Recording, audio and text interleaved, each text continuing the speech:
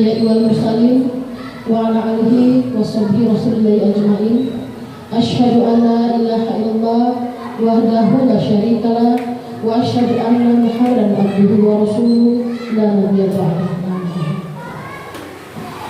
Yang terhormat Kepala SDIT Al-Kiswah Umi Puji Astuti SPD, yang saya hormati Wakil Kepala Bagian Kurikulum Umi Pilar Ramadhani SPD, yang saya hormati calon guru penggerak angkatan ke-7 SDIT Al-Kiswah Umi Sartika Afiani SPD IGR, serta Abi Umi yang insyaallah dirahmati oleh Allah Subhanahu wa Ta'ala. Pertama-tama, marilah kita mengucapkan syukur alhamdulillah atas kehadirat Allah Subhanahu wa Ta'ala yang telah melimpahkan semua kebaikan kepada kita semua, sehingga pada hari ini kita dapat berkumpul di sini dalam kegiatan diseminasi budaya positif SDIT Al-Kiswah Kota Bengkulu. Salawat serta salam semoga selalu tercurahkan kepada junjungan kita Nabi besar Muhammad sallallahu alaihi wasallam, dengan bersama-sama kita mengucapkan Allahumma sholli ala sayyidina Muhammad wa ala sayyidina Muhammad. Baik Abi Umi yang saya hormati, marilah kita buka acara kita pada hari ini dengan bersama-sama melafazkan lafaz basmalah. Bismillahirrahmanirrahim. Acara kedua, kata sambutan yang akan disampaikan oleh Kepala SDIT Al-Kiswah Kota Bengkulu pada Umi Puji Astuti, dipersilakan.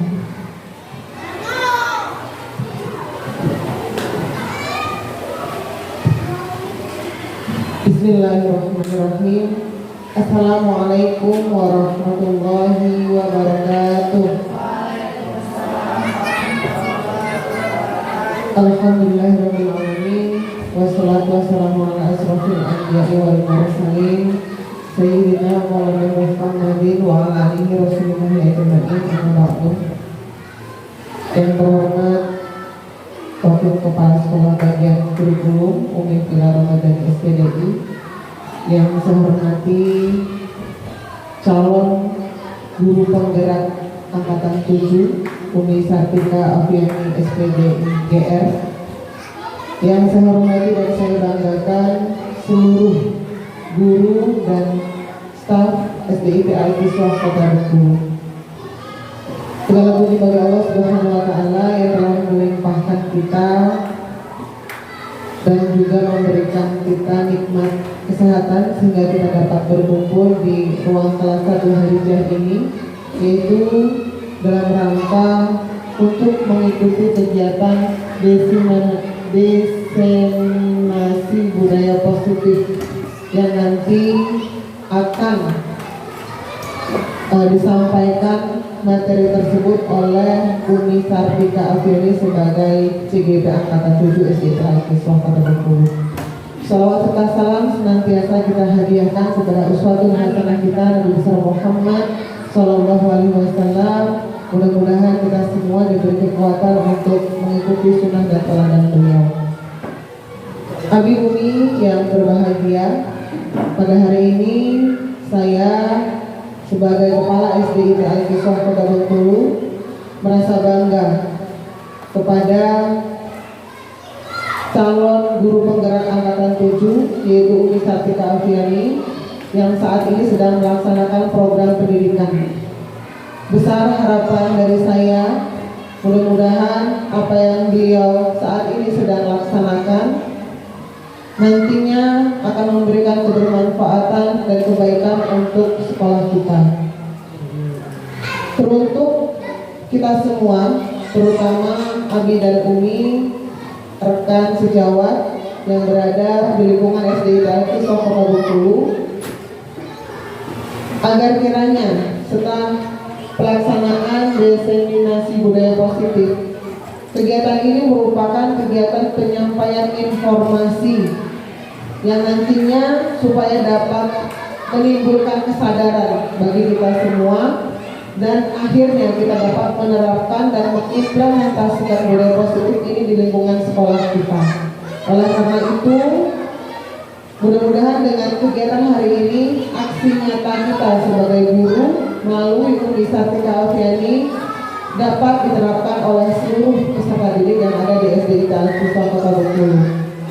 Kemudian untuk program CGP sendiri, seiring dengan berjalannya persiapan-persiapan yang saat ini sedang saya lakukan untuk program sekolah penggerak, besar harapan dari saya pribadi untuk teman-teman yang memang sudah memenuhi kriteria, memenuhi standar untuk bisa mengikuti program CGP angkatan berikutnya. Dengan saya memohon untuk dapat mengikuti program tersebut agar dapat berkolaborasi dengan pelaksanaan sekolah penggerak di sekolah kita. Dan untuk Umi Sartika Alfiani, kita semua saling membantu, mendoakan semoga dapat mengikuti proses perkuliahan CGP ini dengan baik dan semoga dapat lulus menjadi guru penggerak angkatan ke-7. Amin ya rabbal alamin.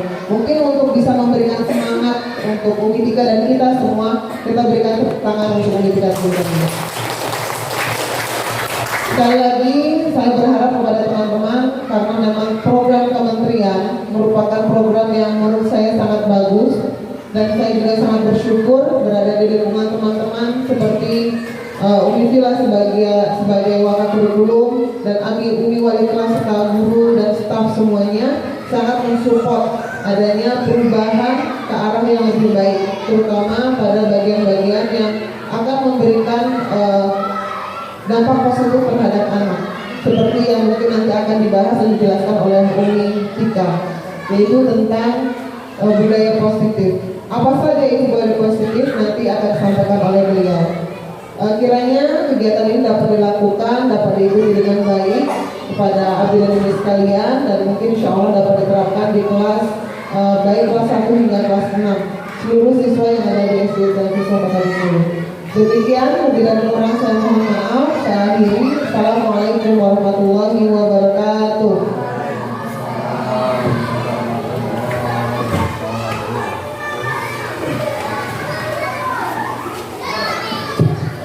Terima kasih pada Umi Fuji Yasudi atas sambutannya. Baik, Adi Umi, marilah kita masuki acara berikutnya. Marilah kita ikuti pemaparan tentang diseminasi budaya positif yang akan disampaikan oleh Umi Sartika Alfiani. Pada Umi Sartika Alfiani, silakan.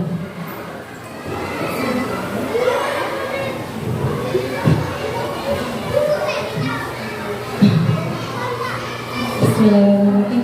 Assalamualaikum warahmatullahi wabarakatuh. Salatu wassalamu ala asrofil anbiya'i wal mursalin wa ala alihi washabihi wasallam ajmain. Amma ba'du. Yang terhormat Kepala Sekolah SDIK Al-Qiswa Kota Bengkulu, yang terhormat Wakil Kurikulum SDIK Al-Qiswa Kota Bengkulu, dan Dewan Guru SDIK Al-Qiswa Kota Bengkulu.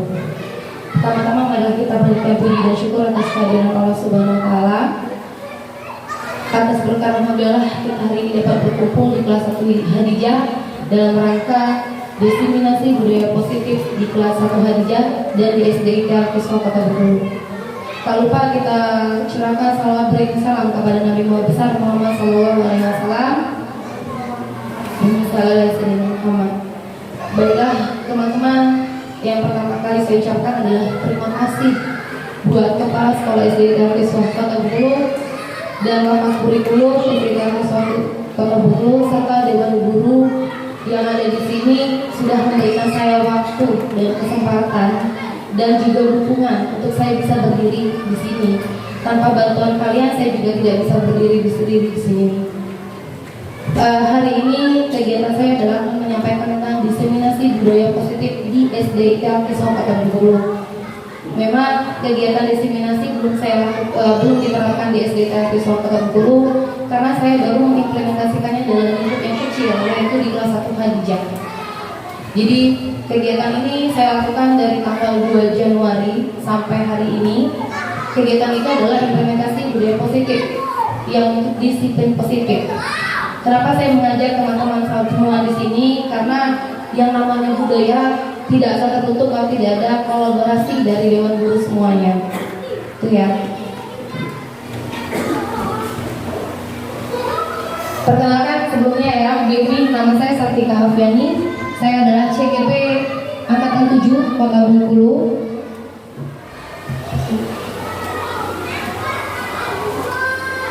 Di sini saya akan menyebarkan tentang pemahaman dan pendalaman penerapan budaya positif di SDK Alkiswa Kota Bengkulu, dan saya sudah melaksanakannya di lingkup kecil, yaitu di kelas 1 Hadijah.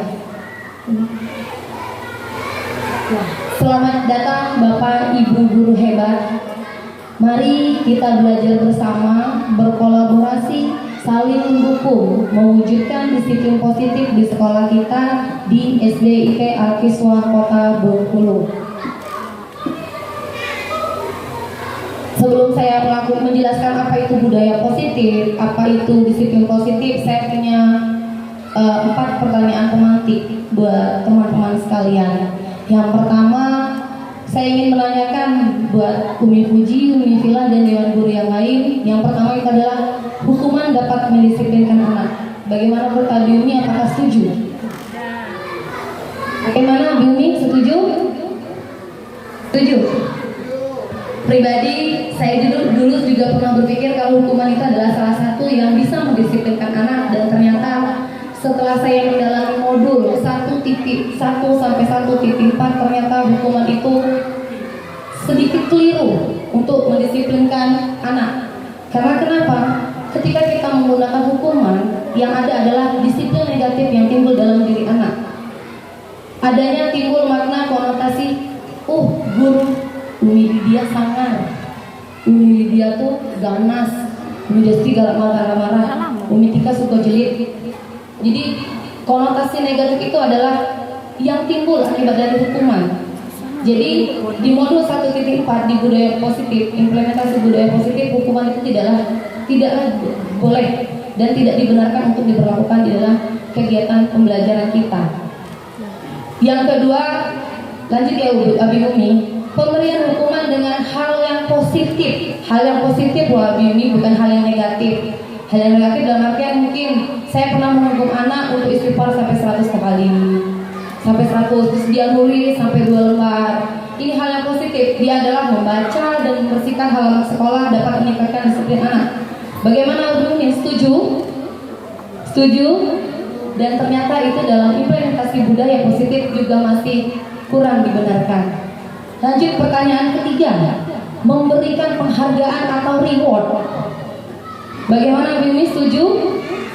Mungkin ada Abi Umi di sini yang sudah menerapkan bintang. Saya pribadi, waktu saya melakukan kegiatan PPG atau pengembangan profesi guru dalam jabatan, saya sering menggunakan reward di dalam kelas, dan saya juga didukung oleh guru-guru pamong saya. Dan seiring berjalannya waktu, saya mengikuti kegiatan guru penggerak, ternyata memberikan penghargaan itu tidaklah baik. Kenapa?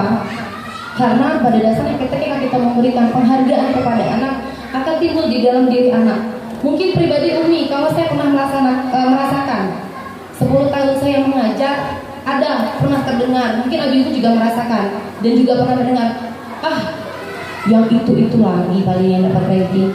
Ayo nak, kita belajar nak, biar kita sama kayak si A, si B, ya kan? Pasti dia bilang, Umi, sudahlah, pasti dia lagi yang dapat bintang. Aku tidak apa-apa, dia dapat bintang Umi, sobek juga kalau di rumah, ya kan? Pasti pernah ya Abi Umi ya. Jadi dalam budaya positif memberikan penghargaan dan bintang-bintang yang rawat itu tidak dibenarkan. Apalagi kalau kita membeli sebuah permen, terus membeli sebuah coklat, itu tidak dibenarkan. Ya, kalau bisa tidak, bukan itu bukanlah tindakan yang salah, tapi kalau bisa ditinggalkan. Gitu Abi Umi. Selanjutnya Umi Eka. Nah, hari ini di kegiatan diseminasi budaya positif, saya akan mengenalkan 6 buah konsep budaya positif yang dimulai dari disiplin positif. Di sini saya menyampaikan tentang disiplin positif, bukan karena disiplin aja ya, Abi Umi, karena disiplin itu sejatinya ada disiplin negatif dan ada disiplin positif. Jadi yang akan saya sampaikan adalah disiplin positif dan nilai kebajikan universal. Yang kedua adalah teori motivasi, hukuman dan penghargaan, restitusi, keyakinan kelas. Yang keempat adalah kebutuhan dasar manusia dan manusia yang berkualitas. Ternyata kita ada punya kebutuhan dasar, Abi Umi. Yang kelima adalah restitusi dan 5 posisi kontrol kita sebagai seorang guru, sebagai seorang pendidik. Ya Abi Umi ya. Terus yang keenam adalah restitusi atau segitiga restitusi. Segitiga restitusi ini adalah salah satu cara yang paling efektif untuk mendisiplinkan anak dan membangun budaya positif di dalam kelas dan di dalam pembelajaran. Jadi hari ini saya akan mengenalkan bagaimana itu runtutan dari awal dari disiplin positif sampai ke segitiga restitusi, dengan harapan Abi Umi yang lain bisa mengimplementasikannya juga di dalam kelas. Gitu ya. Lanjut. Disiplin positif. Disiplin positif ini berasal dari teori control choice theory. Mohon maaf Umi Puji mungkin agak sedikit belibet ya bahasa Inggrisnya karena saya bukan guru bahasa Inggris. Itu dikemukakan oleh William Glasser. Abi Umi, boleh Abi Umi lihat bagan di sana ya. Di sana ada yang namanya Anda tidak bisa mengontrol orang lain, termasuk kita. Seorang guru tidak bisa mengontrol anak. Karena saya sejatinya apa? Karena hanya kita sendiri yang bisa mengontrol diri kita, bukan orang lain. Ya, itu yang menamakan makna disiplin. Disiplin itu adalah belajar kontrol dari menggali potensi agar tercapai tujuan mulia, yaitu sesuatu yang menjadi seseorang yang diinginkan berdasarkan nilai-nilai yang sudah diyakini dan sudah dihargai. Terus yang kedua, semua perilaku yang dilakukan itu adalah memiliki tujuan. Baik itu perilaku kita maupun perilaku anak peserta didik, itu ada memiliki tujuan. Tujuannya apa sih? Tujuannya adalah untuk memenuhi kelima kebutuhan dasar manusia. Kelima ini memang dilakukan oleh setiap, misal anak melakukan kesalahan, anak melakukan tindakan tidak mengerjakan PR atau apa sebagainya, itu punya tujuan. Mungkin bisa jadi tujuannya adalah untuk mendapatkan perhatian kita. Jadi anak yang nakal itu bukan dia anak yang nakal lah Biumi sebenarnya. Dia kekurangan dari kebutuhan dasar tadi. Karena kebutuhan dasar tadi ada namanya kebutuhan kasih sayang. Mungkin dia kurang kasih sayang sama orang tuanya, minta perhatian sama kita Abi Umi di sini guru. Nah, dengan dia berbuat nakal dan sebagainya macam itu kebutuhan dasarnya dia tidak terpenuhi. Terus yang kedua adalah menurut teori William Glasser itu ada model berpikir menang atau model berpikir win-win. Biasanya win-win itu kebanyakan yang pakai adalah menggunakan sales yang biasa menggunakan berpikir win-win ya. Dia harus menang melawan konsumen. Ternyata kita sebagai guru juga harus menerapkan model berpikir win-win ini, model berpikir menang. Kolaborasi dan konsensus dalam menciptakan pilihan terbaru. Nih, Abi Umi nanti saya juga akan mengenalkan tentang 5 posisi kontrol. Nah, nanti akan saya tanyakan sama Abi Umi, kita berada di posisi mana? Kita sama-sama merefleksi. Posisi kontrol itu adalah 1, penghukum dan pembuat rasa bersalah. Yang ketiga itu sebagai teman. Yang keempat itu ada pemantau. Yang kelima itu kita sebagai manajer. Nanti akan saya jelaskan apa sih perbedaan dari 5 posisi kontrol kita sebagai guru. Di sini kita selama berapa teman-teman mengajar, di posisi mana teman-teman yang lebih dominan? Penghukumkah? Pembuat rasa bersalahkah? Temankah? Pemantaukah? Atau manajer? Dan nanti di sini saya juga akan menjelaskan tentang mana posisi yang paling efektif dan yang paling pas untuk penempatan posisi diri kita ya, Bium ya. Terus yang ketiga itu nanti ada segitiga restitusi. Ini adalah cara yang paling efektif dalam mengimplementasikan budaya positif. Di situ ada menstabilkan integritas. Yang kedua validasi kebutuhan, dan yang ketiga adalah menanyakan keyakinan. Lanjut meter. Kedudukan meter. Sebentar lagi. Nah, sekarang teman-teman kita melakukan dulu, boleh saya izin. Saya minta Abi Umi berkolaborasi ya, boleh dengan teman si A dan si B ya, berkolaborasi. Umi, Tika, di sini saya ingin mengajak teman-teman, anggaplah saya punya kertas kecil. Saya memberikan Umi kertas kecil. Umi Puji juga mungkin Umi Vila yang di depan. Tolong tuliskan apa sih yang berharga di dalam diri teman-teman, yang paling berharga di dalam diri teman-teman.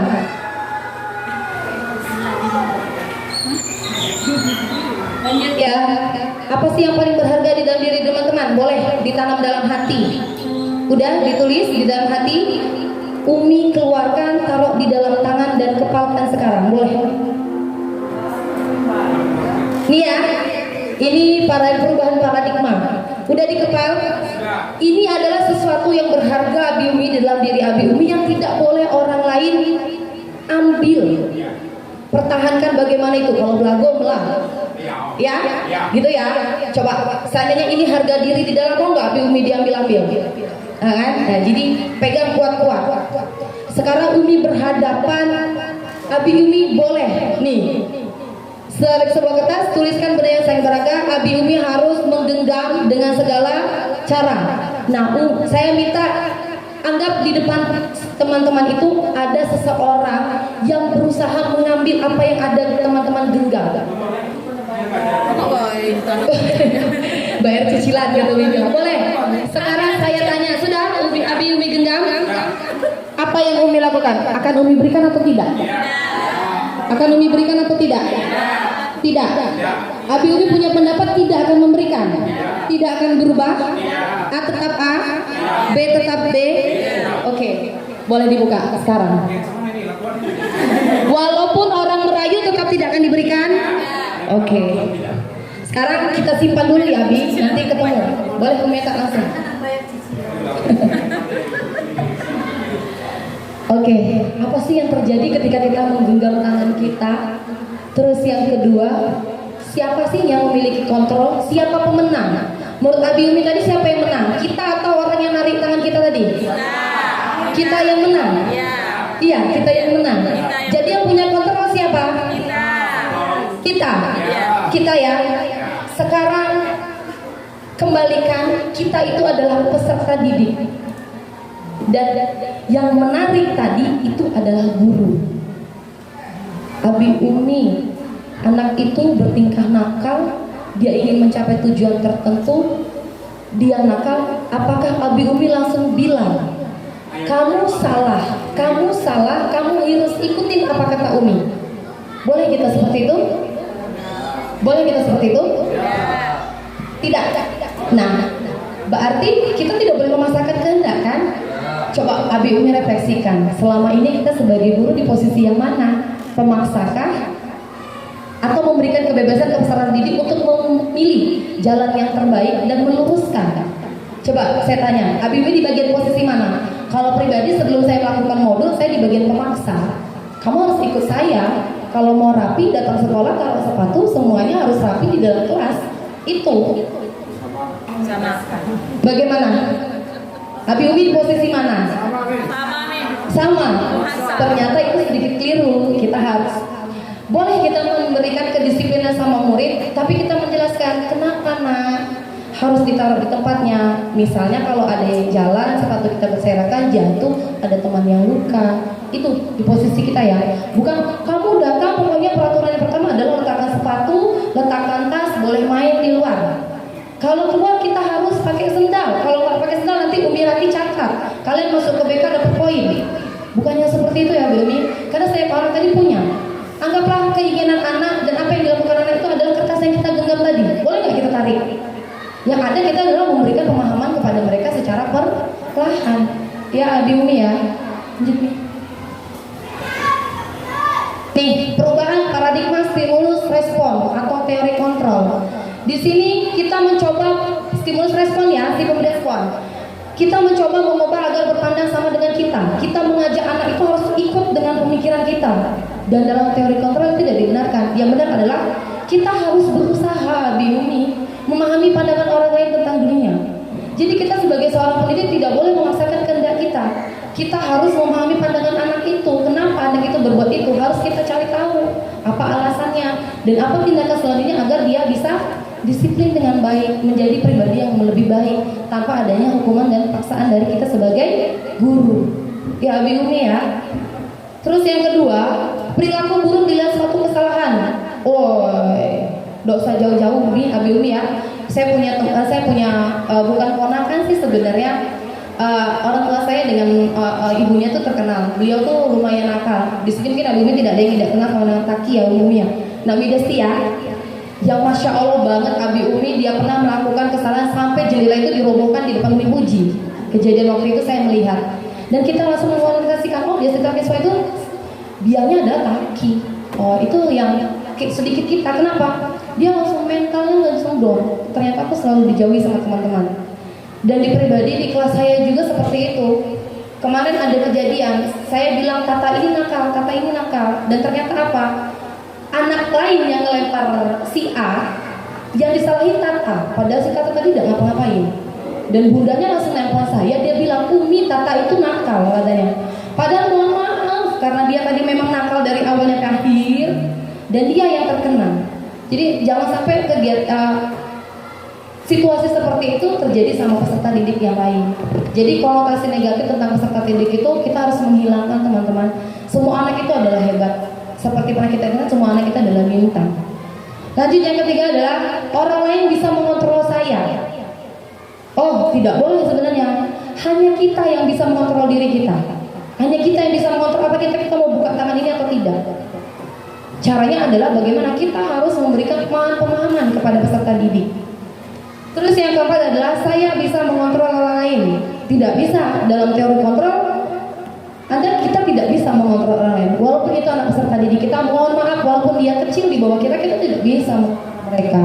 Karena mereka punya jati diri yang harus kita luruskan, yang harus kita bina. Kalau menurut dalam filosofi Kehadena, Abi Umi, seorang pendidik itu ibarat petani. Jangan sampai bibit itu ada yang bagus dan ada yang tidak bagus ya. Jangan sampai bibit yang tidak bagus itu mati di tangan kita. Bagaimana caranya? Kita harus tahu bibit ini kurangnya di mana. Apakah kekurangan air atau kekurangan pupuk? Mungkin yang si A tadi bibit unggul kita kasih pupuknya 2 cendol. Mungkin yang ini cuma kita kasih 1 sendok, dia mati lama-lama. Dia harus melakukan perlakuan khusus. Itu kenapanya ada yang namanya di dalam kurikulum Merdeka Belajar itu ada namanya kegiatan pembelajaran berdiferensial. Lanjut, pemaksaan ada pada saat bujukan gagal. Tidak, kolaborasi dalam teori kontrol kita tidak boleh melakukan pemaksaan. Kolaborasi dan konsensus menciptakan pilihan-pilihan baru. Abang, kalau abang bersikap seperti ini loh yang terjadi sama abang, bla bla bla bla bla kita jelaskan. Kalau abang pilih kegiatan ini loh yang terjadi sama abang. Sekarang biar mereka yang mencetuskan, memikirkan mau jadi apa dia nanti. Jadi disiplin yang ada timbul itu adalah memang dari dalam diri dia dan dari dalam kontrol dia. Dan itu akan lebih mengena Abi Umi. Ternyata kemarin saya ngomong sama Umi harus disiplin. Apa mau nakal lagi hari ini? Jangan sampai timbul. Bunda dulu Umi Desti, kita maling bela, kita main cicak. Dan juga siapa-siapa. Jangan sampai tercipta yang namanya budaya yang seperti itu. Kenapa saya di sini kami di Guru Penggerak itu mengimplementasikan, mengajak teman-teman semua itu tentang budaya positif. Model berpikir kalah, tidak dalam teori kontrol ada yang kita kenal adalah model berpikir menang. Menggenggam tangan, Abi Umi juga tidak memaksakan. Abi Umi bukan berarti kalah, kita sama-sama menang, tapi kita memiliki cara menang yang berbeda. Ibaratnya cara menang yang elegan. Lanjut ternyata disiplin positif. Oke, apa sih pengertian disiplin positif? Seperti yang saya katakan, mungkin Abi Umi selalu ini berpikir kalau disiplin itu adalah mengenai anak yang tertib terus, anak yang teratur, anak yang dari sekolah pergi pagi pakai baju rapi, pakai ikat pinggang rapi sampai pulang masih seperti itu. Itu, ya. Dan ternyata no. Ketika dengar kata disiplin yang ada di benak kita seperti itu, dan kenyataannya tidak. Lanjut ternyata. Disiplin positif, kata disiplin itu juga sering dihubungkan dengan kata hukuman. Padahal sesungguhnya berbeda. Karena belajar tentang disiplin positif tidak harus dengan memberikan hukuman Nabi Umi. Seperti yang saya sampaikan, hukuman itu bukanlah salah satu alternatif. Saya dari tadi tidak mengatakan kalau itu salah, tapi kalau bisa itu adalah alternatif terakhir dan bila perlu tidak digunakan sama sekali. Jangan digunakan. Bagaimana caranya Umi? Nanti kita akan sampai di posisi selanjutnya. Lanjut. Nih, nilai-nilai kebajikan universal. Kita harus paham dulu Abi-Umi nilai-nilai kebajikan universal yang harus kita kenalkan sama anak-anak dan peserta didik. Mungkin kalau yang tematik dulu adalah PPK ya, penguatan karakter ya Umi ya. Nah kalau sekarang di kurikulum Merdeka ada namanya profil pelajar Pancasila. Jadi nilai-nilai yang ada dikembangkan itu adalah nilai-nilai kebajikan universal yang bersifat positif. Tujuan mulai ingin dicapai itu menurut Dr. William Glasser dari teori kontrol di tahun 1984. Abi boleh cari bukunya, saya kutip dari sana. Terus apa sih itu nilai-nilai kebajikan universal? Nilai-nilai kebajikan yang ingin nilai-nilai yang ingin dicapai oleh setiap anak Indonesia dengan profil pelajar Pancasila. Coba Abi Umi pernah dengar profil pelajar Pancasila? Pernah dengar? Pernah melaksanakan di kelas? Kalau yang kurikulum Merdeka, kurikulum ke-13 belum ya Abi Umi ya? Boleh saya minta Abi Umi, saya mau mengenalkan tentang profil pelajar Pancasila seperti ini lagi ya. Profil pelajar Pancasila beriman dan bertakwa pada Tuhan yang Esa dan berakhlak mulia, berkebinekaan global, gotong royong mandiri, kreatif dan bernalar kritis. Saya copot yang minyak. Kita bisa sama-sama Abi Umi? Oke ya. 1, 2, 3. Profil pelajar Pancasila beriman dan bertakwa pada Tuhan yang Esa dan berakhlak mulia, berkebinekaan global, gotong royong mandiri, kreatif dan bernalar kritis. Ya, itu ya. Boleh Abi Umi, insya Allah kan kita tahun depan kurikulum Merdeka ya Umi. Boleh setiap sebelum pembelajaran itu dikenalkan sama anak-anak. Banyak kok untungnya. Nanti kalau teman-teman ini itu harus diterapkan sebelum pembelajaran, itu harus ada. Ya, jadi profil pelajar Pancasila itu adalah beriman kepada Tuhan Yang Maha Esa. Yang kedua adalah berkebinekaan global, mandiri, gotong royong, kreatif, inovatif. Itu adalah profil pelajar Pancasila. Dan nilai-nilai itulah yang harus kita tanamkan kepada peserta didik. Kita sebagai Abi Umi membahas itu bagaimana caranya biar anak-anak itu memiliki nilai-nilai kelima ini terintegrasi di dalam peserta didik tanpa adanya paksaan dari seorang guru. Jadi dia menjadi peserta didik itu menjadi pribadi yang berhasil. Lanjut Umi ya. Nih, teori motivasi dan perilaku manusia. Abi Umi, apa yang kita lakukan tadi adalah ada dorongan ya. Teori motivasi itu di dalam diri ada dua. Ada teori eksternal, motivasi eksternal, dan ada teori motivasi internal. Mana yang lebih bagus? Kita sebagai guru adalah menerapkan teori motivasi internal yang memang ada terbangun dari dalam diri peserta didik. Apa itu motivasi eksternal? Motivasi eksternal adalah sesuatu yang timbul, sikap yang timbul akibat dari menghindari ketidaknyamanan karena hukuman. Ambo nak duduk rapi di dalam kelas karena do midesti. Setibo midesti tidak ambo dalam kelas, apa yang terjadi? Apa yang terjadi? Umi bilang sering, anak aku tuh kalau aku di kelas dia soleh katanya. Giliran aku keluar kelas, beserah. Jadi itu teman-teman, itu yang terjadi karena apa? Dia tertib, dia disiplin karena adanya motivasi eksternal. Apa motivasi eksternalnya adalah menghindari ketidaknyamanan hukuman. Umi catat kalau Umi dendo yang tegak, Umi tengok dari CCTV sampai yang tegak. Iya karena bilangnya. Lanjut ya. Yang kedua adalah teori eksternal adalah untuk mendapatkan imbalan dari orang lain. Yang saya katakan tadi adalah penghargaan. Kamu nak duduk rapi biar kamu dapat bintang dari ini baca nempel kelak kau tidak punya. Kasihan si anak-anak yang aktif tadi. Mohon maaf Abi Umi, anak-anak yang aktif tadi yang nggak bisa diem tadi bukan dia tuh nakal sebenarnya, memang dia nggak bisa diam. Karena anak tuh ada memang sebagian yang punya memang kecerdasan seperti itu ya, dia memang tingkah laku. Dan kita sebagai guru harus memahami mana anak yang audio visual, mana yang visual dan mana yang kinestetik. Nah ini yang diperkenalkan dalam budaya positif, yaitu kita harus menemukan motivasi internal di dalam peserta didik. Jadi dia akan menjadi orang seperti apa kalau saya melakukannya. Dia udah tahu kalau aku udah disiplin aku tuh ini kata Umi. Nah, dia tahu jadi bukan karena Umi Desti. Nah, aduh tidak Umi Desti di dalam kelas dia memastikan soleh. Itu yang dimau.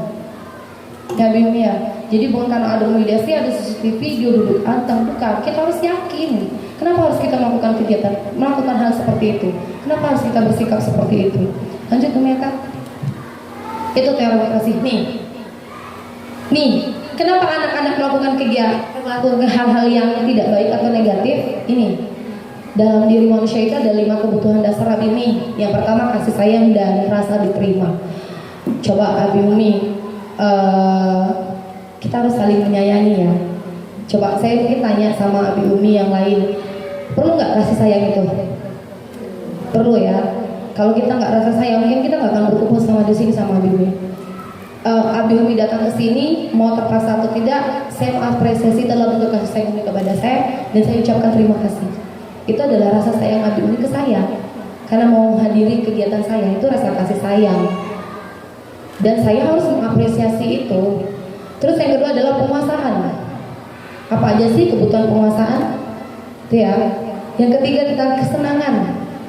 Dia melakukan karena kesenangan. Ngapa sih abangku selalu ganggu-ganggu sini? Dah Domi, suka baik karena kalau di kelas Unitika tuh kelas 1 dia udah tau cewek cantik. Ngapa sih selalu ganggu Nadira, Iqbal? Nadira tuh yang paling cantik di kelas Abi Umi. Yang Miana ya? Nah dia selalu ganggu terus Abi Umi. Nah jadi namanya kesenangan, dia senang. Dia bukan jahil kalau kita bilang ya. Nah itu dia kurang dari kebutuhan dasarnya, dia kesenangannya. Dia melengkapi kebutuhan dasarnya kesenangannya dengan seperti itu. Terus kebebasan, dia mau melakukan tuh bebas. Abi Umi mau nggak terikat? Nggak mau ya. Kalau terikat tuh nggak enak. Enaknya kita bebas berekspresi, kita bisa bebas bereksplorasi. Jadi apa yang di dalam diri kita itu tereksplor, ya secara tidak langsung. Terus bertahan hidup.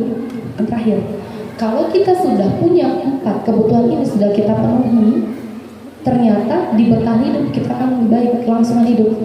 Kemarin saya punya kuesioner, kalau di BGP kemarin saya pernah ngisi kuesioner.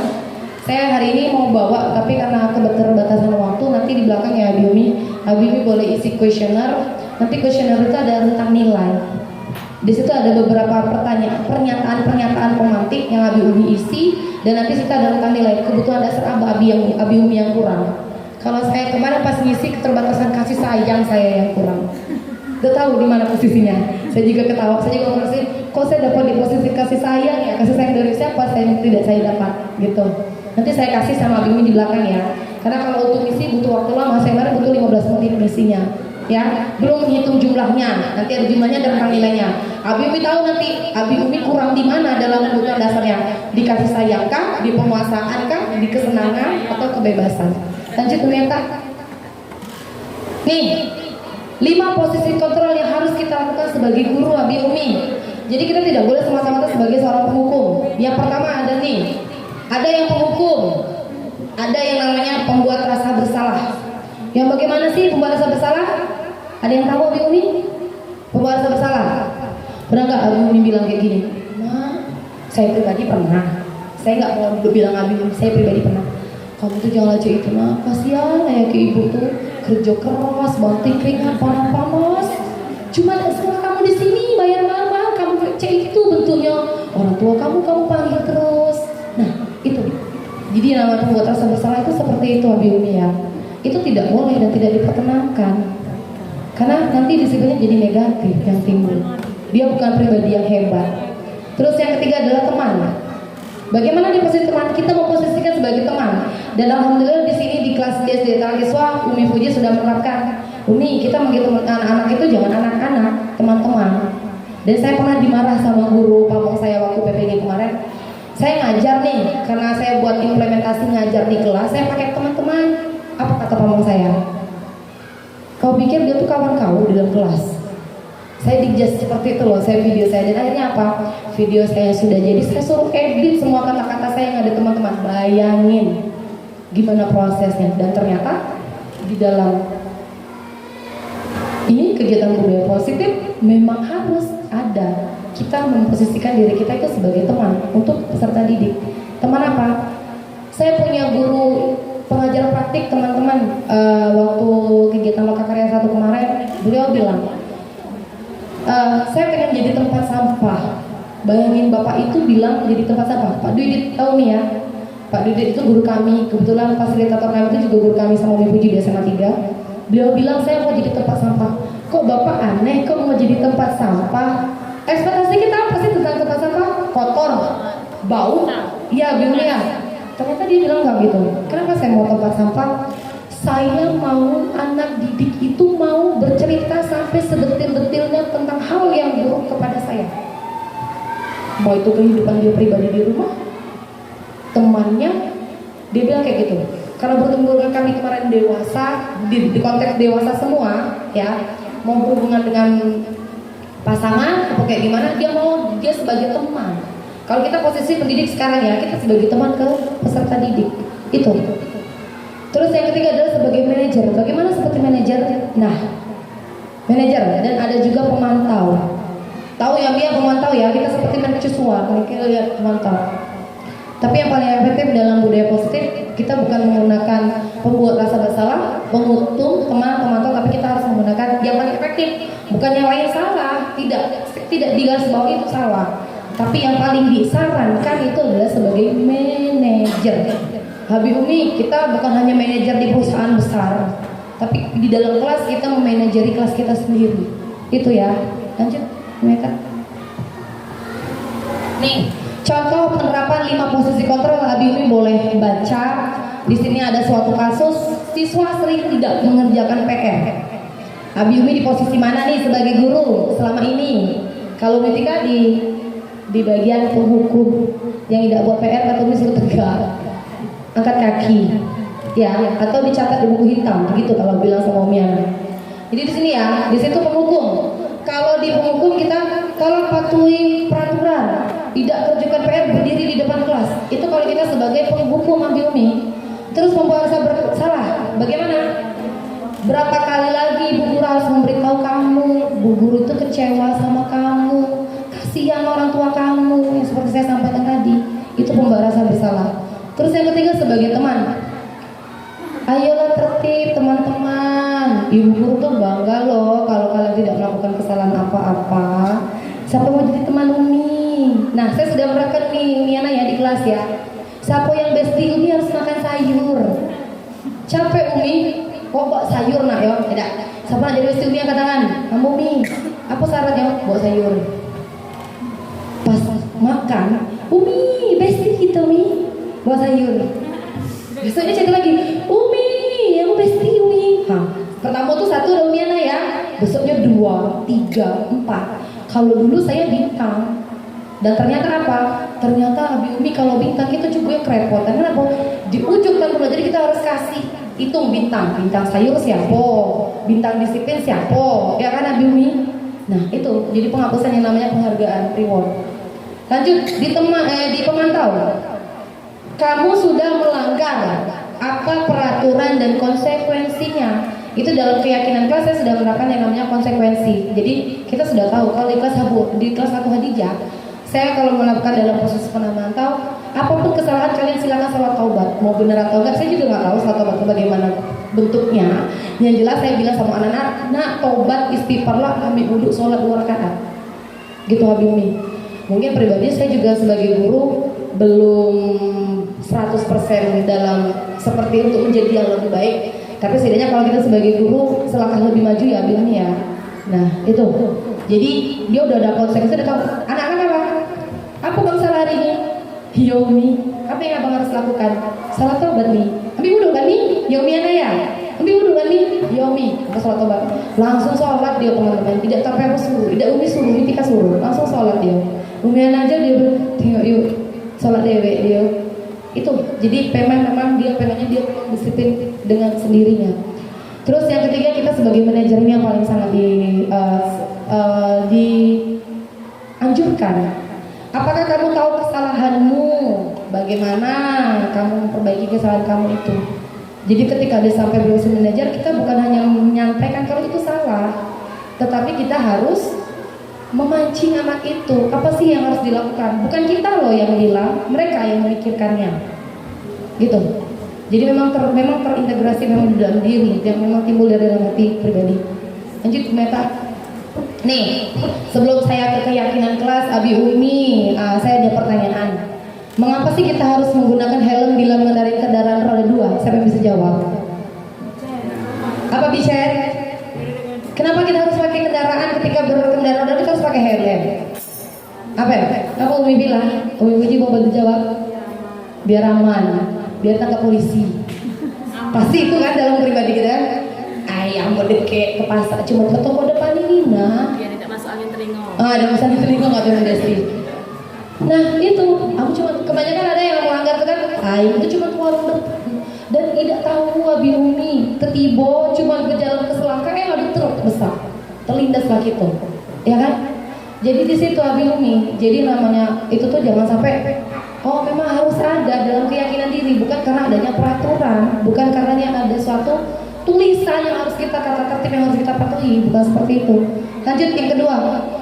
Mengapa sih kita harus menggunakan masker dan cuci tangan dan menjaga jarak 1,5 meter pada masa pandemi? Kenapa? Kalau C itu tidak boleh masuk ke bank, tidak boleh masuk ke rumah sakit, benar tidak? Dan kenyataannya salah. Kenapa kita harus pakai masker? Biar kita tidak tertular virus, Abi Umi. Nah keyakinan itu yang kita harus rubah. Saya tidak mendoktrin Abi Umi salah, saya pribadi juga, saya nggak pakai masker. Nah salah, saya juga melakukan hal yang salah. Dan marilah kita belajar bersama-sama memperbaiki sehingga menjadi kualitas yang lebih baik ke depannya. Lanjut, Meta. Nih, bagaimana cara tadi menghukum tidak boleh, pembuat rasa terasa tidak boleh, Umi Tikani maunya apa sih sebenarnya? Nih, kita harus buat keyakinan kelas. Kenapa tidak peraturan saja? Kalau peraturan itu sama seperti tadi. Nih lanjut, Meta. Iya, kenapa harus membuat keyakinan kelas? Keyakinan kelas itu bersifat lebih abstrak daripada peraturan. Dia juga lebih rinci dan konkret ya. Dalam implementasi kemarin sesuai dengan filosofis KHD, kita harus mengajak anak-anak itu secara tergerak. Pendidikan itu berpusat kepada murid. Nah, dengan keyakinan kelas kita tuh melibatkan anak secara langsung. Saya melakukan proses curah pendapat, anak-anak diminta melakukan pendapat. Mungkin Abi Umi kalau implementasi saya kemarin di kelas 1 itu agak sedikit sulit. Tapi kalau untuk Abi Umi kelas tinggi mereka sebenarnya udah paham. Tuh saya buat di situ, Abi Umi saya buat pohon buat curah pendapat. Dan di situ saya nanti saya ikutkan, saya ambil kesimpulan itu menjadi sebuah pohon keyakinan kelas kami, di kelas kami ya. Nih, terus yang kedua, kenapa harus keyakinan kelas? Karena keyakinan kelas itu berupa pernyataan universal, bukan pernyataan yang bersifat mengikat dan harus kita mengikuti aturan itu, ya. Dibuat dan dia juga keyakinan kelas itu dibentuk dengan positif. Terus yang ketiga, keyakinan kelas sebenarnya tidak terlalu banyak sehingga mudah diingat dan dijalani oleh semua kelas. Jadi Abi Umi nanti mungkin sama Abi Umi Puji mungkin di awal tahun pelajaran boleh difasilitasi untuk membuat suatu keyakinan, nanti ditempel seperti janji pulang sekolah. Ya Abi Umi Puji ya.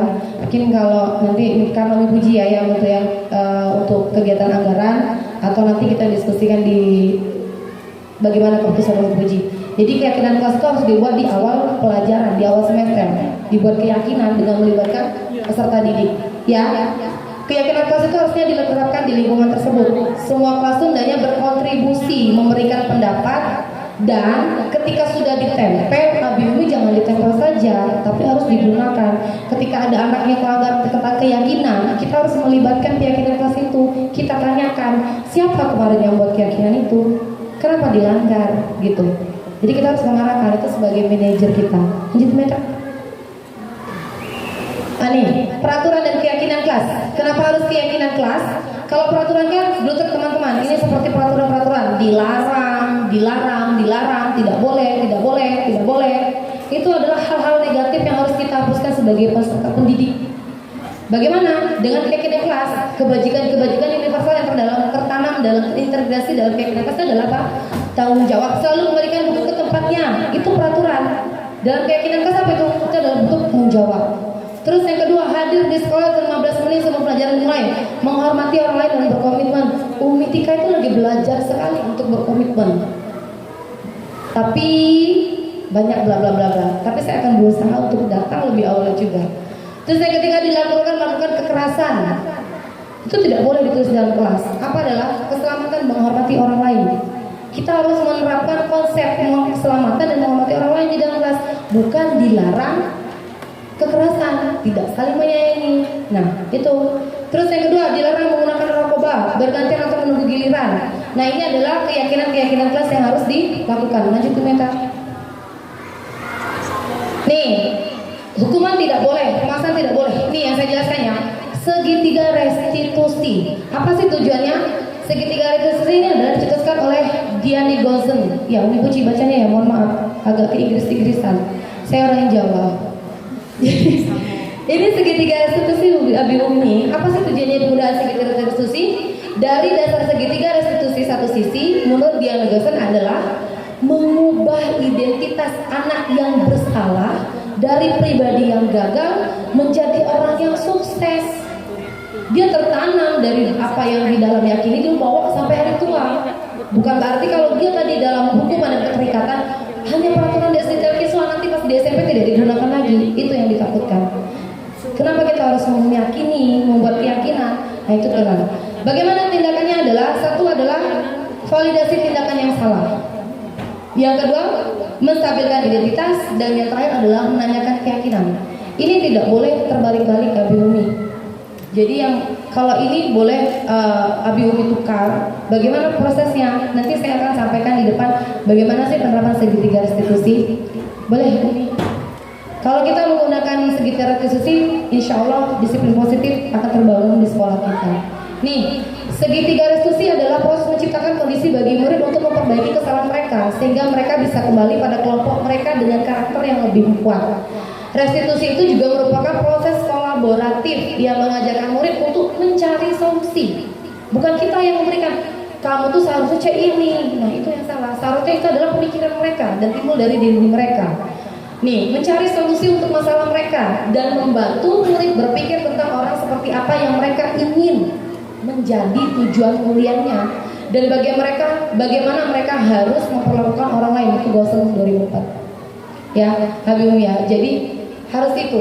Apa sih perbedaan dari hukuman, konsekuensi, dan restitusi? Nih, satu kasus ya, dalam tetap siswa tidak mengerjakan PR. Kalau hukuman, guru menghukum siswa menghormat bendera 10 menit. Siapa di sini Habib yang sering melakukan? Berarti dikurangi ya. Itu tidak dibenarkan. Terus guru marah-marah sama murid sehingga murid jadi takut. Aku udah gak ke sekolah besok. Kenapa? Itu ada di kelas saya, Teteh, Carla.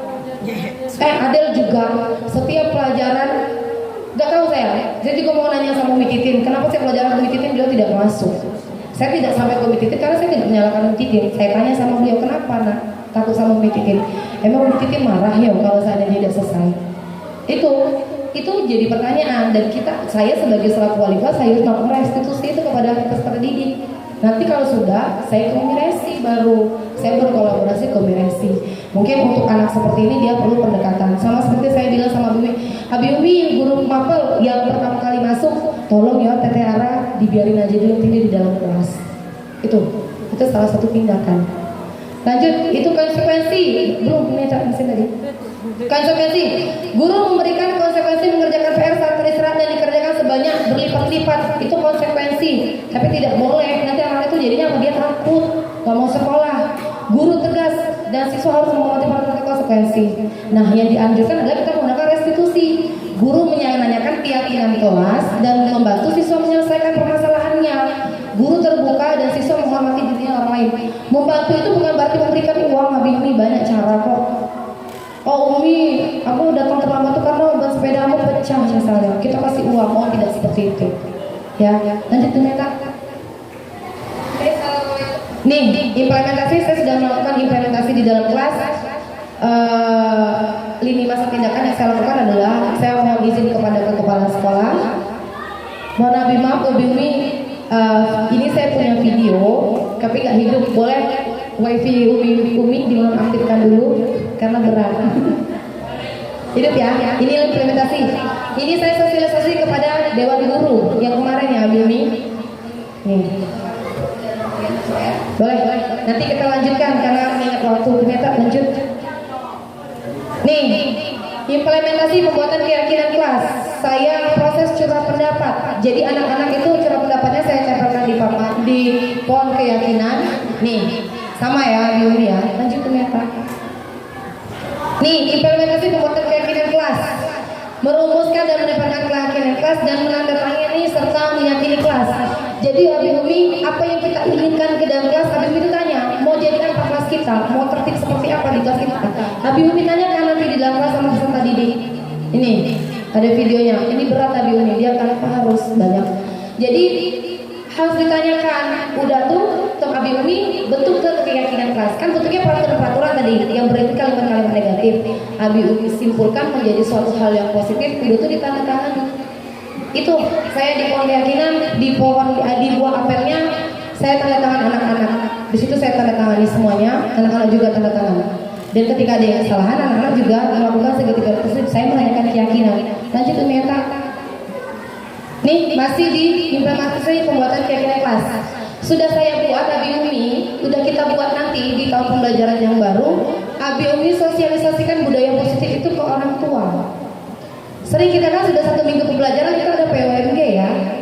Dengan pengenalan wali kelas yang baru kan ada PWMG. Itu boleh nanti Abi Umi sosialisasikan ke orang tua. Dalam artian seperti ini, datang terlambat anaknya karena kenapa? Orang tuanya memang yang lelet. Jadi kesalahan itu di mana?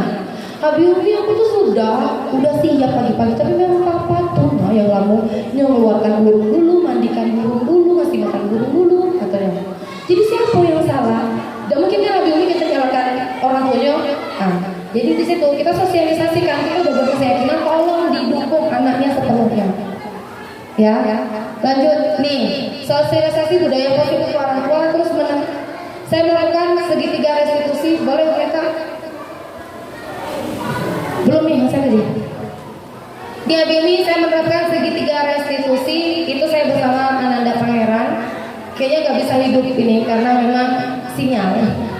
Ya, ini video sebenarnya. Bisa hidup? Coba tak klik tanya, klik ini tak? Nggak bisa ya? Nggak bisa hidup ini ya. Nanti saya sampaikan bagaimana sih videonya. Nanti saya bagikan link YouTube saya. Kebetulan di budaya positif saya membuat demonstrasi bagaimana segitiga restitusi. Nanti saya bagikan link YouTube-nya di guru. Lanjut ternyata nih balik ya Abi Umi. Nah, jadi kita sebagai guru penggerak ini budaya positif ini akan terbentuk dengan adanya pengintegrasian apa yang sudah dipelajari ya. Filosofi Ki Hajar Dewantara. Apa aja sih filosofi Ki Hajar Dewantara? Terus nilai-nilai guru penggerak, juga visi guru penggerak. Nah, untuk dalam menciptakan budaya positif lanjut. Kita harus menciptakan sekolah merdeka ya Abi Umi ya. Nih, visi budaya positif. Guru penggerak itu sebagai agen perubahan untuk menciptakan budaya positif dengan berkolaborasi bersama seluruh stakeholder sekolah. Jadi Abi Umi kalau saya sendiri yang implementasikan budaya positif di dalam kelas, misal saya tidak melakukan penghukuman, tapi Abi Umi masih melakukan penghukuman, itu sama saja saya memberi garam di air laut.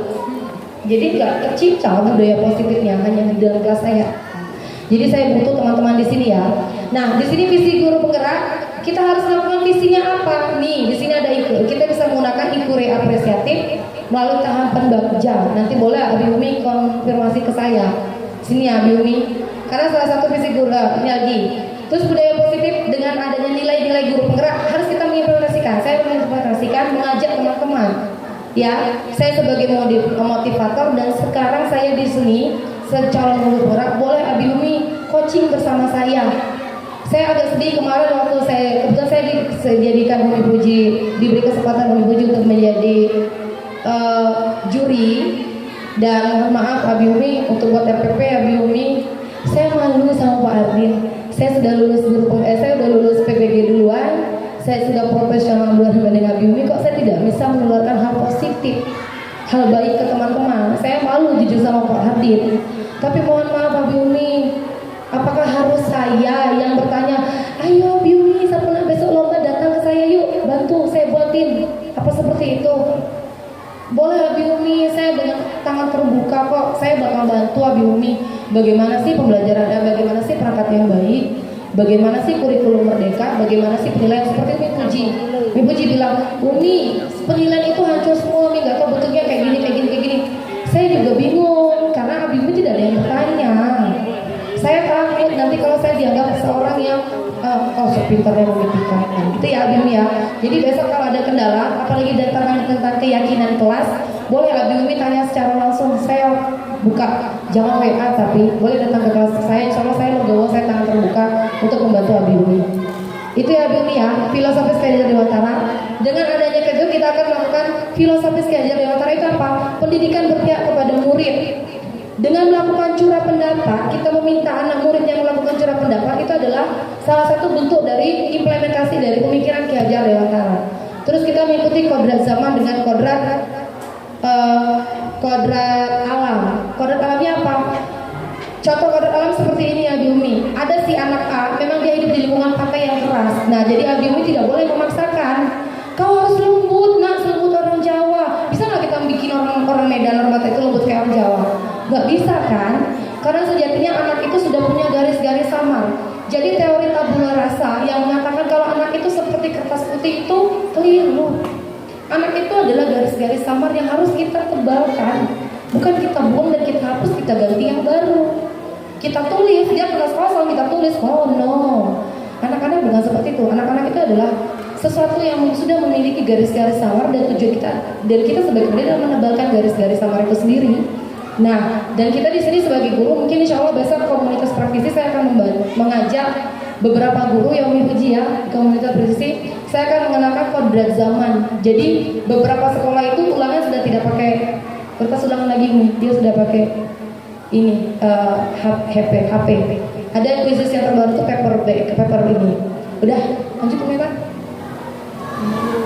Nih, umpan balik yang saya lakukan hari ini, kita harus melakukan umpan balik ya. Kemarin saya dapat masukan kayak gimana ya Umi Villa umpan baliknya. Umi Villa ini salah satu Villa. Saya harus pakai emoticon. Anak-anak suruh pilih, suruh tempel di depan. Kebetulan dia lebih suka yang jempolnya 1, Umi Villa dan jempolnya 2. Jadi refleksi dalam diri saya cuma dapat jempol berapa dari anak-anak. Kalau saya dapat jempol 2 kali 19 38, berarti mereka support. Dan kalau mereka kasih jempol 1 ke saya, berarti saya harus banyak memperbaiki dari diri saya di kelas implementasinya. Nih ya, lanjut mereka. Nih, refleksinya di hasil modul 1 nyata titik 4 dari tanggal 2-23. Kegiatan dilaksanakan sesuai dengan filosofis KD atau keberpihakan pada murid.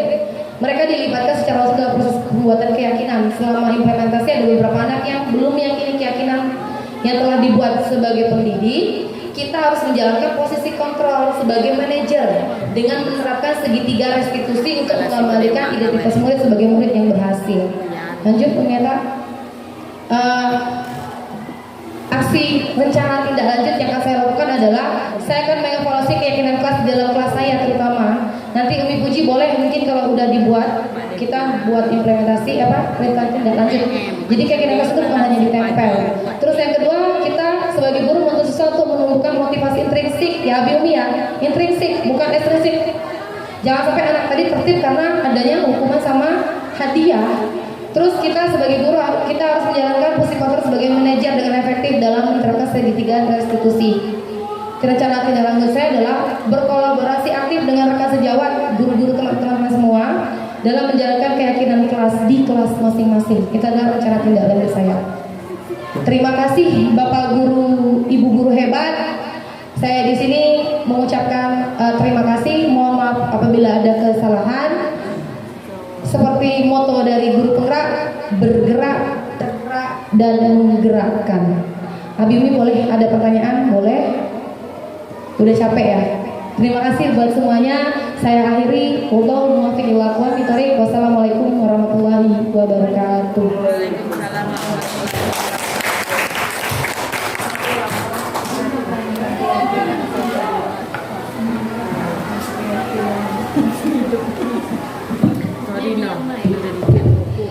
Terima kasih kepada Umi Sartika atas penyampaian tentang diseminasi budaya positif.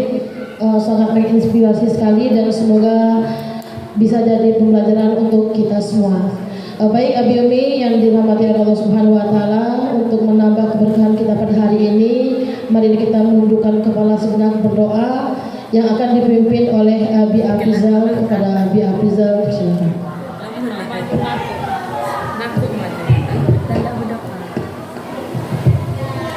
Bismillahirrahmanirrahim. Assalamualaikum warahmatullahi wabarakatuh. Baik, adik-adik sekalian, untuk mendapatkan keberkahan pada kegiatan kita pada hari ini, ada baiknya kita belajar kepada Allah Subhanahu wa taala. Mari kita awali dengan membaca surah Al-Fatihah. A'udzubillahi minasyaitonir rajim. Bismillahirrahmanirrahim. Alhamdulillahirabbil alamin arrahmanir rahim maliki yaumiddin. Iyyaka na'budu wa iyyaka nasta'in. Ihdinas siratal mustaqim. Siratal ladzina an'amta 'alaihim ghairil maghdubi 'alaihim waladdallin. A'udzu billahi minasyaitonir rajim. Bismillahirrahmanirrahim. Alhamdulillahirabbil alamin. Assalatu wassalamu ala asyrafil anbiya'i wal mursalin wa ala alihi wa sahbihi rasulillahi ajmain. Alhamdulillahirabbil alamin. Hamdan syakirin, hamdan na'imin, hamdan yu'afi ni'amahu wa yukafi'u mazidah. Ya Rabbana kama yanbaghi li jalali wajhikal karim wa 'azimi sultanik. Allahumma a'inna 'ala zikrika wa syukrika wa husni ibadatik. Allahumma arinal haqqa haqqan warzuqna ittiba'ahu wa arinal batila batila warzuqna ijtinabah. Allahumma inna as'aluka ilman nafi'an wa rizqan thayyiban wa 'amalan mutaqabbalan ya arhamar rahimin. Allahumma ighfir lana dzunubana wa liwalidayna warhamhuma kama rabbayana shaghira wa li jami'il muslimin wal muslimat wal mu'minin wal mu'minat al ahya'i minhum wal amwat. Allahumma inna nas'aluka salamatan fid din wad dunya wal akhirah wa 'afiyatan fil jasadi wa ziyadatan fil ilmina wa barakatan fi rizqina wa tawbatan qabla al-maut wa rahmatan indal maut wa maghfiratan ba'dal maut. Allahumma hawin 'alaina bis sakaratil maut wan najata minan nar wal 'afwa 'inda al-hisab. Allahumma barik lana fi Rajab wa Sya'ban wa balighna Ramadan ya arhamar rahimin. Rabbana taqabbal minna innaka antas samiul alim wa tub 'alaina innaka antat tawwabur rahim. Rabbana atina fid dunya hasanah wa fil akhirati hasanah wa qina azabannar wa qina azabannar wa qina azabannar walhamdulillahi rabbil alamin. Demikian, assalamualaikum warahmatullahi wabarakatuh.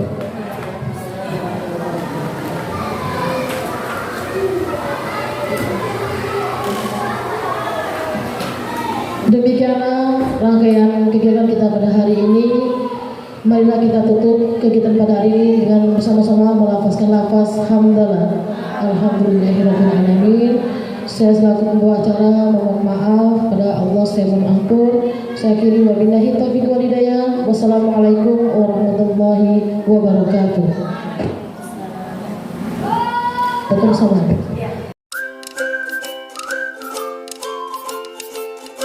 Assalamualaikum warahmatullahi wabarakatuh. Perkenalkan, saya Puji Astuti SPD, Kepala SDIT Al-Kiswah Kota Bengkulu, memberikan penilaian terhadap apa yang telah dilakukan oleh Umi Sartika Afiani SPD IGR. Beliau merupakan CGP Angkatan 7. Pertama, saya mengapresiasi sekali bahwa program CGP ini sangat luar biasa.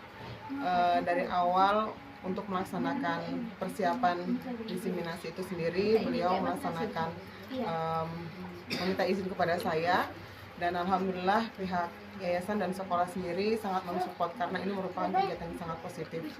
Kemudian beberapa rangkaian kegiatan dan hari ini telah dilaksanakan diseminasi di kelas budaya positif, dan alhamdulillah sudah diterapkan di kelas yang Umi Sartika Afiani ampuh. Besar harapan kami bahwa semoga budaya positif ini dapat diterapkan juga di kelas-kelas yang lain, dan berkat kerja keras semoga Umi Sartika Afiani dapat menyelesaikan program ini dengan baik. Kami sebagai pihak sekolah sangat mendukung dan mengapresiasi sekali. Demikian, Assalamualaikum warahmatullahi wabarakatuh. Assalamualaikum warahmatullahi wabarakatuh. Perkenalkan, saya Ana Sintia, guru pendamping kelas 1 K3. Baik, di sini saya akan implementasi budaya positif yang dilakukan oleh Umi Sartika Afiani, CGP Angkatan 7 Kota Bengkulu. Selama kurang lebih 1 bulan saya mengikuti apa yang sudah dilakukan Umi Sartika Afiani sampai pada saat ini didiseminasi budaya positif ini banyak sekali yang perubahan positif yang saya rasakan, dan perubahan yang kita lakukan juga sangat luar biasa sekali. Harapannya nanti kedepannya semoga apa yang sudah direncanakan oleh Umi Tika dapat berjalan dengan lancar dan dapat memajukan sekolah SDIT Al-Quswa ini menjadi lebih baik dan sekolah yang luar biasa dan merdeka. Terima kasih. Wassalamualaikum warahmatullahi wabarakatuh.